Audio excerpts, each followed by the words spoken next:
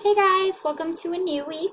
This week we're going to be talking about consistency in design. So, we've been focusing on advertising design, and something that's huge in the world of advertising design is ad campaigns. And in ad campaigns, they have to be very consistent. So, we'll be talking about that this week. In college, I was an advertising major, as I've told you before, and I actually had to take an entire class on ad campaigns, and we had to create our own campaign. And this is how old I am. We did something for AIM. Anybody know what AIM is? AOL Instant Messenger. I'm throwing it back. Anyways, we did something called AIM University, which was like kind of like Facebook, but AOL. We made it up because we had to make it up. Anyways, I'm going down this trip on memory lane.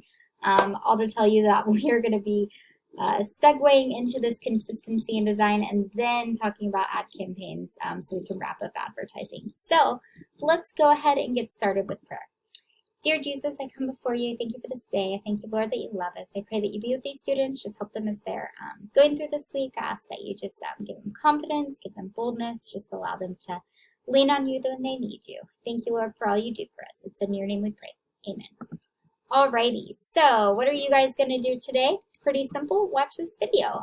You guys have been working really hard, and so I wanted to give you a day to just sit and listen and kind of reflect and think about all of the stuff that we're going into. Don't worry, you'll get more assignments, but today you're just watching this video. Make sure you watch the whole thing, though. Objectives, you're going to define consistency. We're going to analyze some benefits of consistency, and we're going to discuss ways to ensure consistency.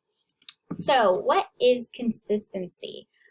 This definition is from Merriam-Webster's definition, and the part we're going to look at the top is agreement or harmony of parts or features to one another or a whole. So, in design, we want things to agree and be in harmony and go together. That's why whenever I grade you guys on things, I look at colors and I talk about if your colors are complementary to one another, if they agree with one another, if they are aesthetically pleasing, if they look good together.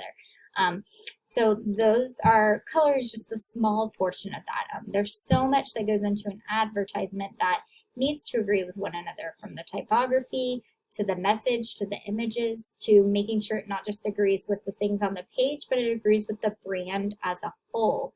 And that's something that brands are very specific about, you guys will see. So as Christians, we're also called to harmony. 1 Peter 3:8 says, finally, all of you, be like-minded, be sympathetic, love one another, be compassionate and humble. This is something that the world doesn't tell us to do. The world says, watch out for me, I'm number one, go me. But we're called to be like-minded. It is hard to think like your neighbor, right? I am very different than the person next to me and the person next to me. And honestly, most of the time I'm going to want to look out for myself. But we're not called to do that as Christians. We're called to get along with one another. And the only way that we can actually do that is by spending time in God's Word and becoming more like Christ. The more I become like Christ, the more I become like other Christians who are trying to do the same. And that's how we become sympathetic. That's how we love one another in spite of our differences. That's how we learn how to have compassion and how to be humble. When we realize that we're not all that in a box of crackers. I don't know. That's a saying. Maybe one of you can correct me on that. But we've realized that we have our own faults. It's easier to let other people's faults go, and it inspires that humility in us. So as Christians, our harmony is so much more important than just the harmony in graphic design, although it is important. I will be grading you guys on this stuff. So what are some benefits of consistency? First of all, it brings familiarity. It makes your consumer feel like, oh, I'm comfortable with that. I know those people. I am a crust buyer of toothpaste, although I'm really starting to go more natural, so I might be leaving them. Sorry, crust.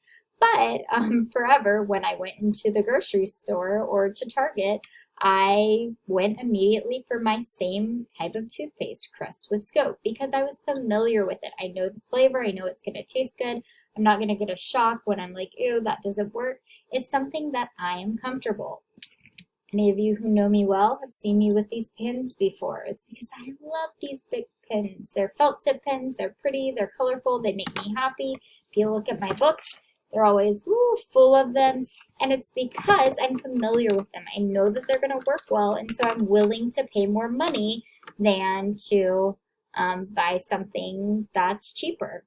It also creates trust. I know that I can use those pins and I trust them. Nike is a good example of this. So they have had this same lovely little check since 1971. It started out with having the word Nike with it with a scripty font. Then Nike decided, that's scripty. It looked a little too feminine, a little too